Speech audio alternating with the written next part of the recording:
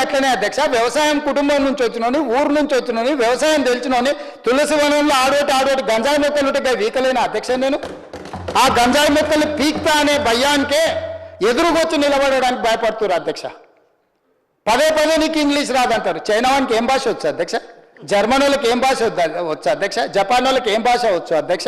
ఎవరికైనా ఇంగ్లీష్ వచ్చా? మెస్సీకి ఏమొస్తుంది అధ్యక్ష? మా మిత్రుడు శ్రీధర్ రేపు మెస్సీకి స్పానిష్ తప్ప ఏం రాదు అధ్యక్ష. ఆటగానికి ఆట తెలవాలి అధ్యక్ష. పరిపాలన చేసేటువంటి పాలన తెలవాలి అధ్యక్ష. భాష అనేది మాట్లాడుకోవడానికి పనికొచ్చేది అధ్యక్ష. భాష జ్ఞానం కాదు, భాష విజ్ఞానం కాదు. అమెరికాలో బిచ్చమెత్తుకునేటువంటి బాత్రూమ్లు గడిగేటువంటి కూడా ఇంగ్లీష్ అవుతుంది. ఆడ పుట్టినోడు, పెరిగినోడు, సచ్చినోడు అందరూ ఇంగ్లీషే మాట్లాడతారు. ఆడ వేరే భాషనే రాదు. వాళ్ళు తెలుగు మాట్లాడమని చూస్తా అమెరికా వాడిని తీసుకొచ్చి. అమెరికాలో బాత్రూమ్ గడగడానికి మీ చుట్టాల ఇంటికి పోయినప్పుడు, ఫ్రెండ్స్ ఇంటికి పోయినప్పుడు బాత్రూమ్ గడిగేటోడు వస్తాడు కదా, అడుగు అధ్యక్ష ఏం భాష వస్తే ఇంగ్లీష్లో మాట్లాడతాడు. అమెరికాలో బాత్రూమ్ గడిగేటోడు కూడా ఇంగ్లీషే మాట్లాడతాడు.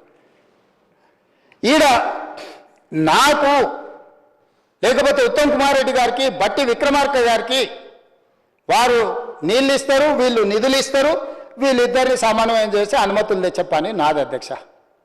వాళ్ళిద్దరికి ఇంగ్లీష్ అవుతుంది అధ్యక్ష. నాలాక ఇంగ్లీష్ రాదనుకున్నాం. వీరు సెంట్రల్ యూనివర్సిటీ, వారు నేషనల్ డిఫెన్స్ అకాడమీలో చదువుకున్నది. నేను ఒక్కనే గవర్నమెంట్ స్కూల్లో చదువుకున్నా అధ్యక్ష. గవర్నమెంట్ స్కూల్లో చదువుకొని ఇక్కడికి వచ్చిన అధ్యక్ష. కానీ ప్రజలకు చేయాలన్న చిత్తశుద్ధి, పట్టుదల, వీళ్ళందరినీ సమన్వయం చేసుకునే తత్వము, ఆలోచన.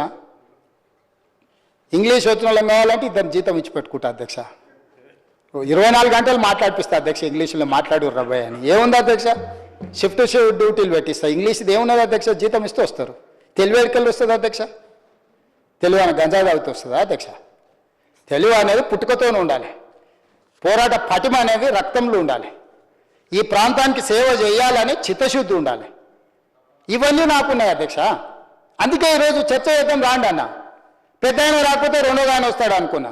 రెండో ఆయన లేడు, మూడో ఆయన లేదు. తీసేసిన తహసీల్దార్ కూడా లేడు అధ్యక్ష. వెళ్ళలేగో అట్లా ఖాళీగా ఉంది. వస్తే అడిగేటోంది అధ్యక్ష. వాళ్ళ తెలివితేటలకు నాకు తెలివి లేదన్నందుకు, భాష రాదన్నందుకు ఏదో మాట్లాడుకున్నాను రాండే స్వామి ఏంది అని చెప్పి.